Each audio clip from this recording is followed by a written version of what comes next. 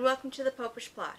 I'm Jessica. It's another episode of the Summer Book Club, and today we're talking about our inner artist. Now, if you've been following along the Summer Book Club, a number of Catholic YouTubers are all reading the Handbook for Catholic Moms. We are doing an episode on every single chapter, and down and below in the description I will have links to everyone else's episode on this chapter. This is chapter 12, about cultivating creativity and discovering your inner artist. In this chapter, she talks about the importance of having some sort of creative outlet in your life. She points out how it's important for yourself, using examples of people who have skills and talents or desire to learn some artistic endeavor that doesn't directly relate to their day-to-day life. Like, for example, she took violin lessons because it's something she's always wanted to do, even though at her age and at her skill level, she's never going to do anything professional with it. It's just something that gives her enjoyment personally. It also points out the fact that it's important for your children, for them to see you doing creative things and artistic endeavors so that they will express their inner artist.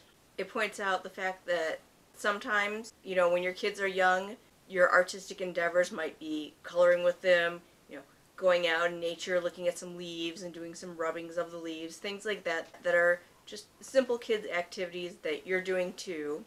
But it also points out the importance of going and actually making some time in your week or month or, maybe even a small daily thing where just for yourself you do something artistic. Now, I personally have, throughout years, have done various artistic things.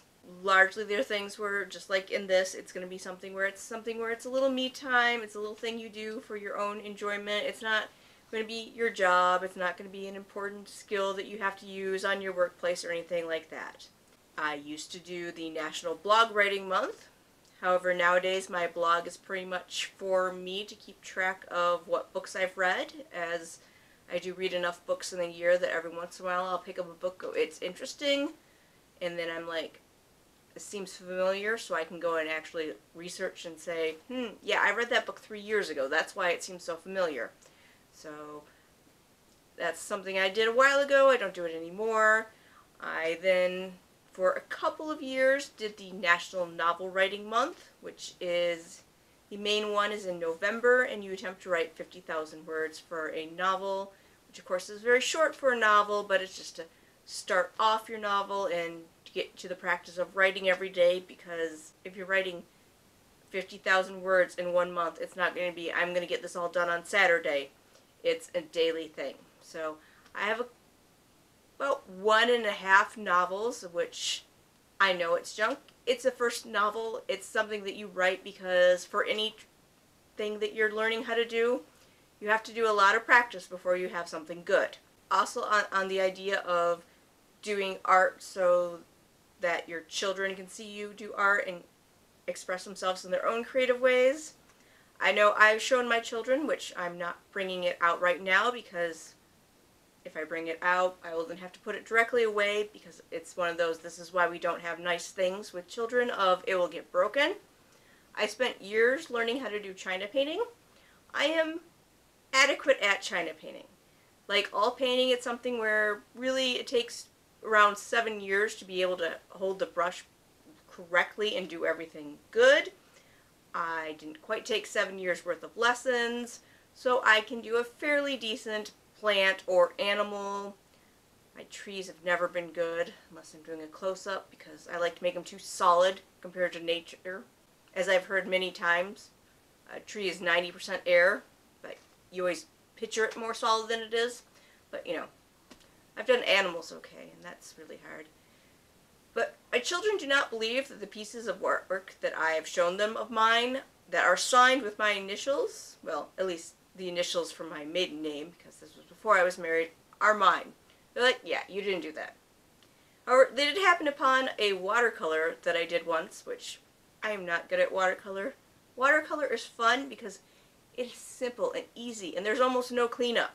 For most paints, you need things like turpentine that smell disgusting to clean out your stuff. And you need to go and have, nice brushes with all sorts of different tips. This is something I did with the cheap watercolor set that you get for like $1 or $2 in back to school time. And they're like, oh, you did this, Mom! This is great! Which I always found completely interesting because I've shown them, look, I have painted a cat. I painted 2 cats. Their fur is lifelike. It's very hard to get the fur right. Just like, yeah, no, that wasn't you. A poorly drawn picture that's a step above stick people. Wow! I don't know where the picture actually went because I think my one kid took it and put it in her room. So, that brings up to another important thing of the importance of using various forms of art. It discussed traditional things you think of art and creativity, like music and singing and visual arts, and also things like cooking can be artistic. Some people can work on computers doing programming in artistic ways. It talks about the importance for some people of doing scrapbooking, both as a way to keep track of your family's history and as a creative outlet.